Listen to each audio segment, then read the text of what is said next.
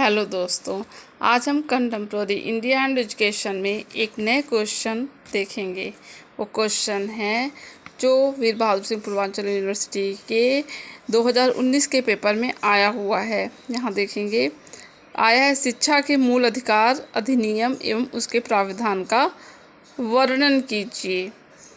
ये क्वेश्चन आया है और ये क्वेश्चन 200 वर्ड्स में लिखने हैं। मैंने ये क्वेश्चन तैयार किया हुआ है आप लोगों के लिए। क्वेश्चन मैंने ऊपर लिख दिया हुआ है, मूल अधिकार अधिनियम। अब जैसे पता चला, हम लोग को ज्ञात है कि शिक्षा हमारा मूल अधिकार है। ये एक अधिनियम में आया है। तो हम देखेंगे आंसर। संविधान के 86वें संविधान संशोधन अधिनियम 2002 द्वारा संविधान के भाग 3 में अनुच्छेद 21 का अंतः स्थापित करके 6 से 14 वर्ष तक के बच्चों को शिक्षा उपलब्ध कराए जाने को उनके मूल अधिकार के रूप में राज्य का दायित्व घोषित किया गया है।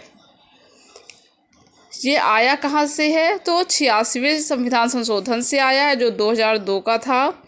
आर्टिकल भाग 3, जो कि भाग 3 में हमारा मूल अधिकार है, और उसी भाग 3 के अनुच्छेद 21 के आगे 21 का जोड़ा गया और वहाँ से लाया गया कि 6 से 14 वर्ष तक के बच्चों को शिक्षा उपलब्ध कराना किसका दायित्व है? राज्य का। राज्य के ऊपर ये दायित्व सौंपा गया है अब, क्योंकि ये हमारा मूल अधिकार है। मूल अधिकार जो रहता है उसका दायित्व किसके ऊपर रहता है? पूरा कराने का राज्य के ऊपर रहता है। यदि दायित्व नहीं पूरा कराएगा तो कौन दोषी होगा? राज्य दोषी होगा।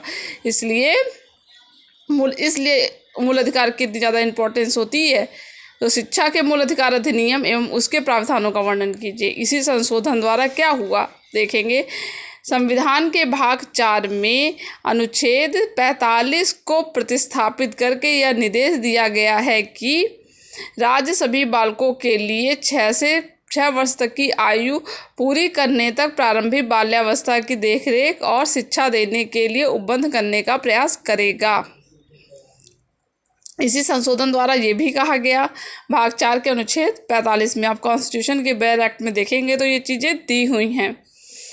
और 6 वर्ष तक दी गई है, वहाँ तो राज्य का दायित्व कर दिया, मूल अधिकार कर दिया कि करना ही करना। और यहाँ क्या है, वो राज्य क्या है, प्रयास करेगा कि हम करें। फिर देखिए, संविधान के भाग 4 का के अनुच्छेद 51 का, यानी जो आपका ड्यूटी है, ड्यूटी कहाँ पे दी हुई है? संविधान के भाग 4 का में दी हुई है। तो 4 का के आर्टिकल क्या है, 51 का में दिया है। और 51 का के हम ट वर्ग में जाएंगे तो देखेंगे वहाँ पे दिया हुआ है कि 6 से 14 वर्ष तक के बालक को शिक्षा का अवसर उपलब्ध करवाने का उनके माता पिता या संरक्षक का क्या है, मूल कर्तव्य घोषित किया गया है। मूल कर्तव्य घोषित किया गया है शिक्षा का। 6 से 14 वर्ष तक के बालकों का माता पिता और संरक्षक का क्या है, ये मूल कर्तव्य है। ड्यूटी और राइट दोनों में बहुत ज़्यादा डिफरेंस होता है। तो यहाँ फंडामेंटल राइट जो 21 का में दिया है और यहाँ पर पेरेंट्स की ड्यूटी दी गई है। आगे हम देख रहे हैं कि मूल संविधान, जब संविधान बना था तब क्या स्थिति थी। 14 वर्ष की आयु के सभी बालकों को शिक्षा देने का कर्तव्य। देखिए, कर्तव्य की बात है यहाँ। कर्तव्य जो पहले संविधान जब बना था उस टाइम की बात है, संशोधन के पूर्व की बात है।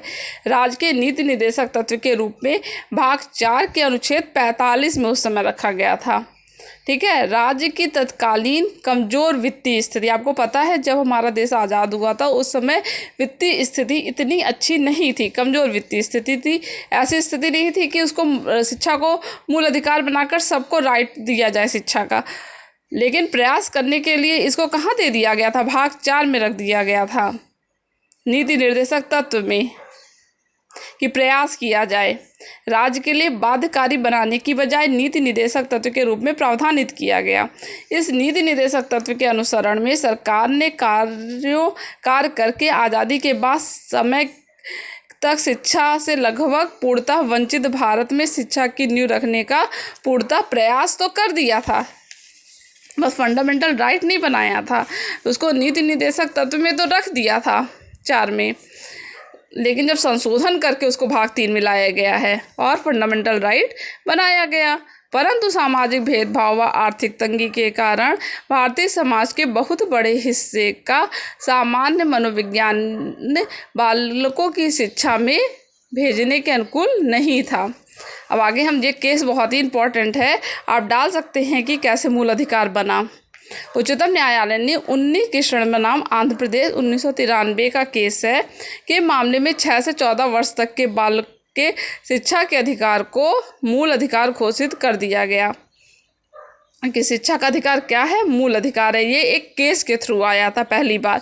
इसके बावजूद स्थिति में क्या हुआ, कोई सुधार नहीं हुआ। यानी जज ने तो बता दिया कि मूल अधिकार है, लेकिन संशोधन करके हमारे वो संसद से नहीं आया था।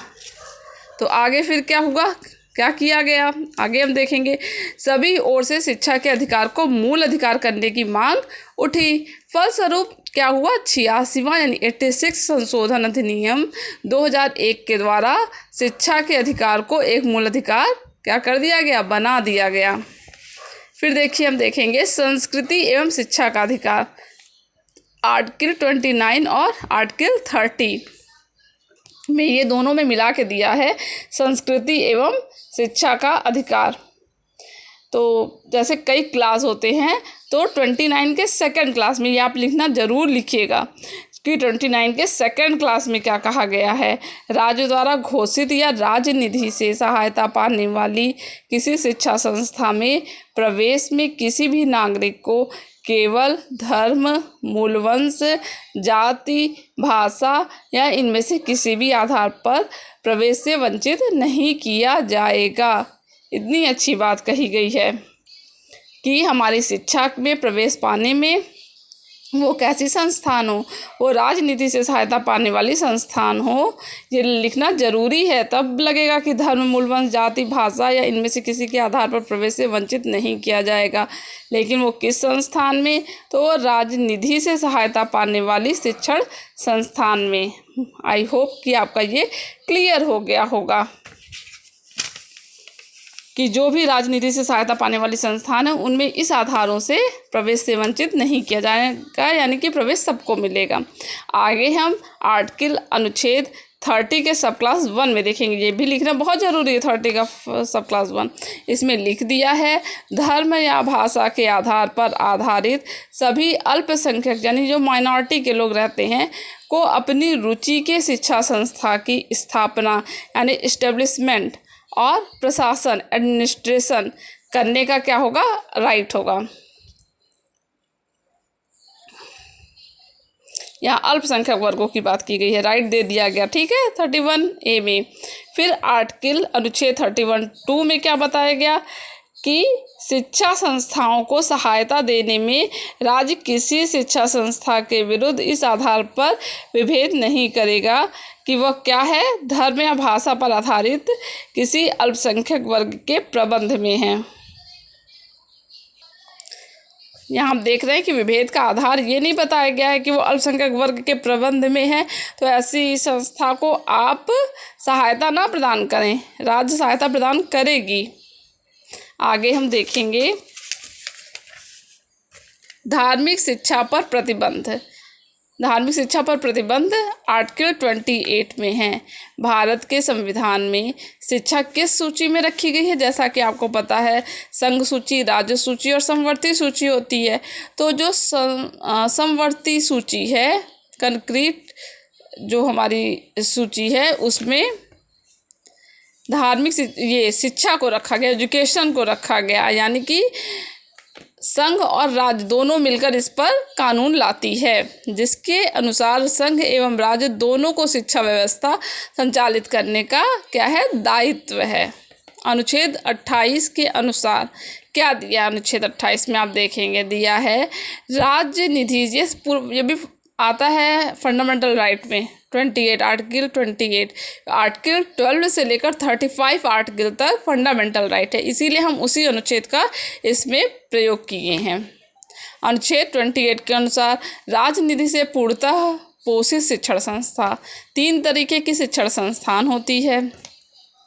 एक शिक्षण संस्थान है जो राज्य निधि से पूर्णतः पोषित होती है। दूसरे प्रकार के शिक्षण संस्थान है राज्य द्वारा प्रशासित, किंतु प्रशासित किससे हो रही है? राज्य से हो रही है, किंतु किसी धार्मिक विन्यास या न्यास ट्रस्ट वाला हो। और प्रशासित राज्य से हो रही है लेकिन किंतु धार्मिक विन्यास या न्यास के अधीन संचालित शिक्षण संस्थान। समझ में आ गया होगा। एक तो पूर्णतः पोषित हुई राज्य से, दूसरा प्रशासित राज्य से हुई लेकिन संचालित यहाँ से हो रही धार्मिक विन्यास या न्यास से। तीसरा प्रकार राज्य से मान्यता प्राप्त या सहायता प्राप्त शिक्षण संस्थान। हम इसको डिस्क्राइब करेंगे। अनुच्छेद 28 में उपरोक्त में से प्रथम श्रेणी के शिक्षण संस्थान में धार्मिक शिक्षा दिए जाने को पूर्णतः प्रतिबंधित कर दिया गया। मतलब उसने कह दिया गया यदि राजनीति से पूर्णतः पोषित शिक्षण संस्थान है तो वहाँ पर धार्मिक शिक्षा नहीं दी जाए।